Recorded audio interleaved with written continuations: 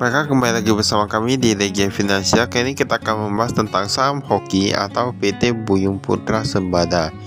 Ini laporan keuangan yang kuartal pertama 2024 sudah keluar ya. Kita lihat seperti biasa ada presiden direkturnya yaitu Sukaking Bujung, kemudian ada direktur yaitu Mulyati. Untuk alamat kantor mereka ada di Pasar Indo Beras, Cipinang, Blok K nomor 17, Kelurahan Pisangan Timur di Kecamatan di Jakarta Timur ya. Nah, kalau kita lihat di sini ini alamat kantor pusatnya di Jakarta Timur, dan ini pusatnya buka di distribusi beras ya, distribusi beras. Nah, ini sudah agak cukup terkenal untuk sahamnya, saham hoki. Untuk laporan keuangan kali ini dia katakan itu nih satu penuh, kemudian bentuknya itu rupiah. Kita lihat kas dan setara kasnya ini. Dia kas tambengnya ini dari 4 miliaran sekarang menjadi 34 miliaran, berarti meningkat cukup besar ya untuk kasnya. Portofolio efek pun meningkat 271 miliaran menjadi 277 miliaran. Kalau kita lihat di sini petang usahanya ini malahan pihak berhasil meningkat.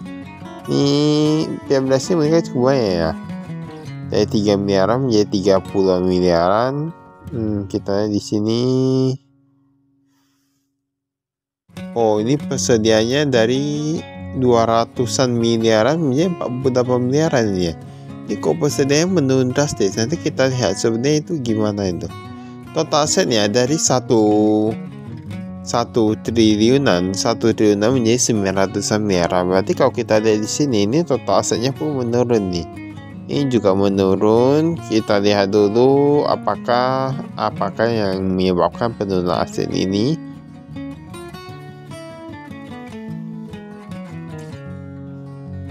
Liabilitas ini pinjaman bank jangka pendek, kita lihat dia menurun dari 282 miliaran sekarang menjadi 249 miliaran.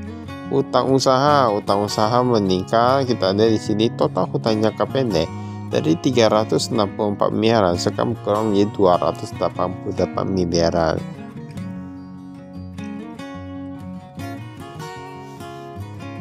Nah, ini kalau dilihat dari sini, ini tampaknya penurunan aset itu dikarenakan penurunan hutang ya. Berarti masih cukup oke. Tapi kita belum tahu. Ini kita lihat dulu yang total hutangnya. Total hutangnya dari 384 miliaran menjadi 307 miliaran. Berarti dia berkurang kurang lebih sekitar 7 miliaran ya. Berkurang 70 miliaran. Untuk total ekuitas dia meningkat. Nah, di sini jika dilihat dia ini sahamnya ini dia ekuitas terus meningkat sedangkan liabilitasnya menurun. Berarti ini sahamnya cukup bagus ya kalau kita lihat di sini ya. Nah, penjualan neto pun bertambah dari 400 miliaran sekarang malah menjadi 500 miliaran. Berarti dia akan meningkat. Bawang pokok oke lah dia meningkat. Laba putunya dari 24 miliaran sekarang menjadi 42 miliaran. Lalu ini jika dilihat dari buah penjualannya ini tampaknya ini cukup bagus sih. Di mana dia mengalami penurunan dari 11 miliaran menjadi 7 miliaran. Totalnya kemarin rugi 1,3 miliaran sekarang menjadi untung 17 miliaran. Nah, ini jika dia di sini memang cukup bagus ya. Cukup bagus karena dia mengubah dari kerugian menjadi keuntungan. Nah, tapi nanti kita lihat dia itu karena apa? Apakah karena buah pokoknya pembelian bahan baku menurun cukup banyak ataukah gimana ya? Nah, laba periode berjalan dari 20 jutaan sekarang menjadi 14 miliaran. Nah, menjadi 14 miliaran.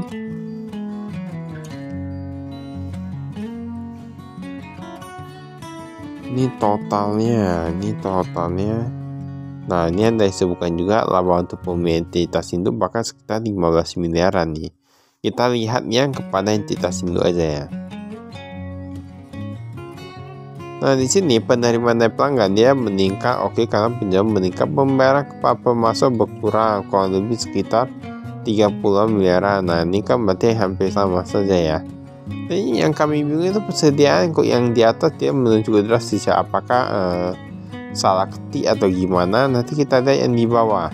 Seharusnya ada disebutkan lagi sini kepala pemasok dia berkurang memang 354 miliar menjadi 323 miliar. Berarti kurang lebih sekitar 30-an miliar ya. 20-an hingga 30-an miliaran. Jika dibandingkan dengan laba yang ada, berarti kan total sendiri ya. Dia anggap saja dia bakal pemasok sama dengan tahun lalu, itu kan berarti labanya jadi rugi ya. Saya kan nggak tahu juga, kita lihat persediaannya juga nanti.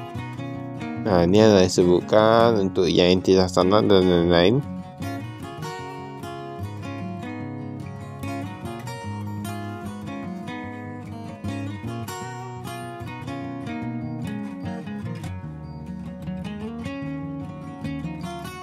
Nah, di sini ada disebutkan untuk presiden komisaris dan komisaris independen.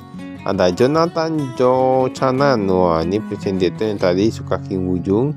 Komisaris ada Sukarta, Endi Chandra dan lain-lain. Direkturnya ada Mulyati, ada Budiman dan lain-lain.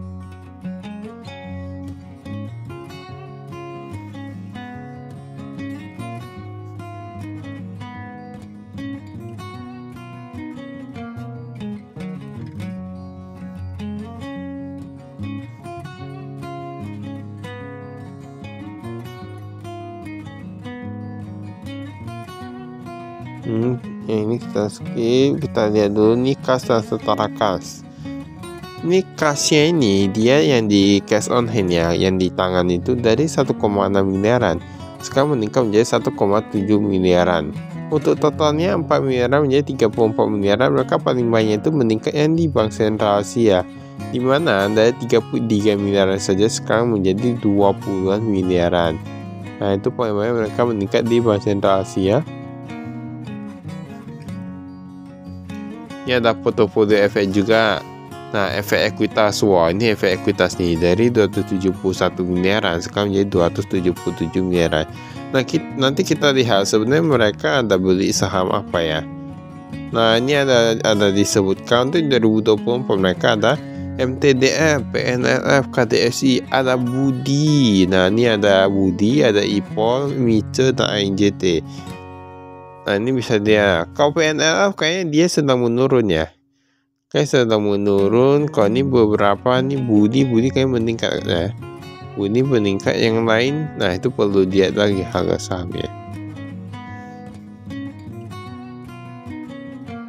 Nah, ini ada dia disebutkan banyak juga nih. Bisa dia di sini ya. Jadi inilah enaknya ketika kita melihat laporan keuangan, kita bisa tahu perusahaan itu dia membeli saham apa aja. Itu tapi ini semua ini tergantung dari perusahaan sendiri ya. Ada juga perusahaan yang dia tidak sampaikan secara rinci dia beli saham apa, dia cuma taruh total nilainya. Nah, ada yang juga kayak gitu, tapi ini masih oke lah ya, dimana saham oke ini dia memberikan secara detail, berarti ini transparan ya. Ini cukup bagus. Di sini ada disebutkan, oh ini kayak nggak ada penjualan efek nih, nggak ada penjualan efek. Ini piutang usaha PT Indomarko Prismatama dari 61 miliaran menjadi 32 miliaran. Totalnya ini dari 149 miliaran sekarang menjadi 163 miliaran. Nah, ini berarti dia meningkat ya. Pihak berelasi dia meningkat cukup banyak, 3 miliar menjadi 33 miliaran. Tapi mereka gak ada sebutkan pihak berelasinya itu siapa. Jika dilihat dari piutang usahanya, ini kalau kita lihat ini kayak gak macet ya. Ini lancar-lancar aja, ini cukup bagus sih. Nah, ini bisa dilihat di sini, bahkan yang belum jatuh tempo 146 miliaran, sedangkan yang lebih dari 3 bulan hanya sekitar berapa jutaan itu, kayak ratus juta.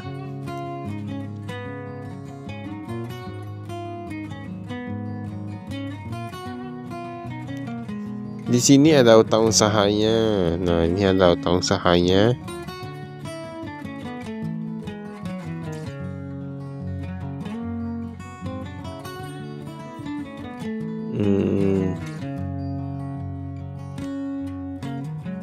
Nah, ini penjualannya tuh. Penjualan beras kalau kita di sini, oh ini ke 2023 gak ada ya. Sekarang penjualan beras itu sekitar 38 miliaran. Kemudian sewa pembangkit listrik dia sama-sama aja, tapi dia penjambas yang banyak.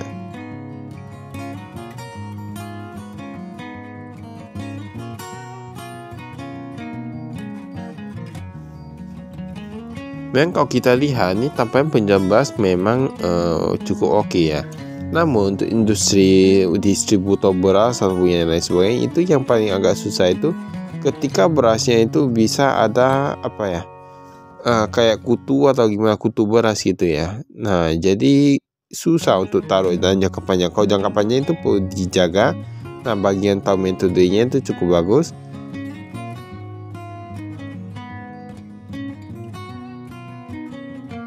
Ini ada uang muka dan lain-lain.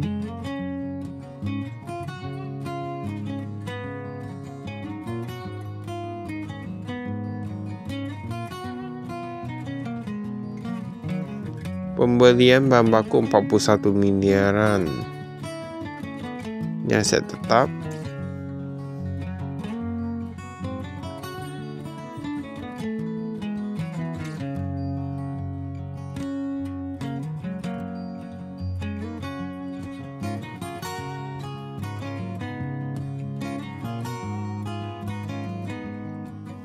Nah, ini bisa dilihat di sini ya aset tetapnya. Nah di sini, ini pokoknya aset tetap nih. Ini kita skip.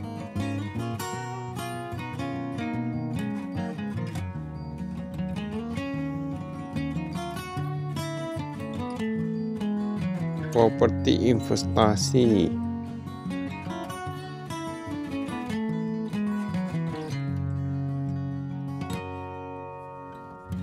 Ini pinjaman bank jangka pendek, kita skip.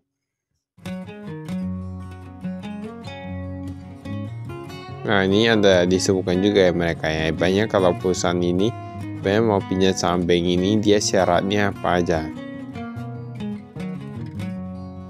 Di sini ada utang usaha. Kalau kita di sini, ini utang usahanya pun kayak lancar-lancar aja.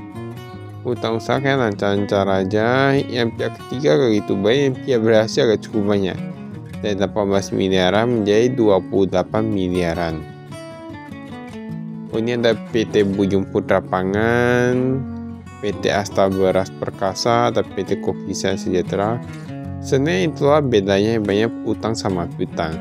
Utang kau itu pihak berhasil kayaknya nggak gitu apa ya, tapi kalau piutang pihak berhasil, nah itu tahu-tahu sendiri. Ini utang usaha, nah ini dia cukup lancar nih, bahkan dia udah menurun ya 1-30 hari dari 2 miliaran menjadi 400 juta. Ini cukup bagus ya ini kayak perusahaannya. Dimana kalau kita lihat sebenarnya kalau perusahaan yang utang usahanya itu lancar itu seharusnya keuangannya kuat. Tapi nggak tahu juga entah karena integritas atau gimana. Utang manajer investasi kemarin ada sekitar 160 jutaan kepada PT Harita Kencana Sekuritas, tapi sekarang udah gak ada. Nah ini berarti mereka ada pakai manajer investasi ya kemarin ya. Dan sekarang udah gak ada.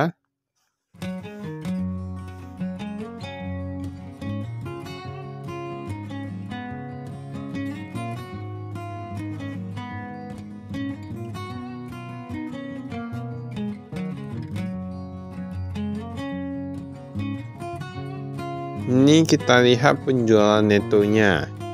Oh ini dividen tunai, mereka bilang ada mau kasih dividen ya.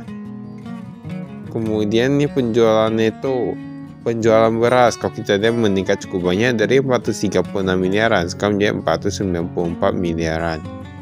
Nah ini ada pemakai listrik sama, pokoknya totalnya itu dia meningkat karena penjualan beras. Dia peningkatan yang kuartal kali ini ya karena penjualan berasnya meningkat.